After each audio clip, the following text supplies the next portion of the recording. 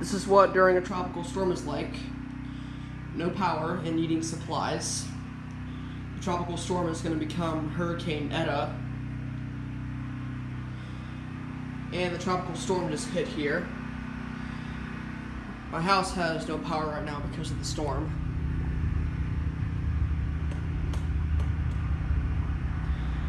There's the generator outside. Me and my mom went to Lowe's and got it. And we put extension cords on it. And it goes to the Wi-Fi box. We're going to need a lot more extension cords.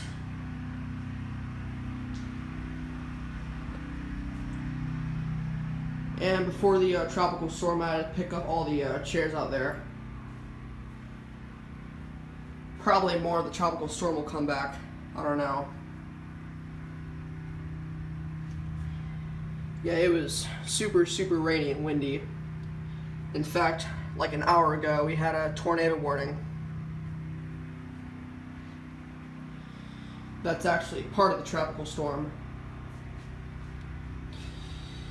And we really hope that the hurricane doesn't hit here. So we'll see what happens. So thanks for watching, and I hope you enjoyed this video.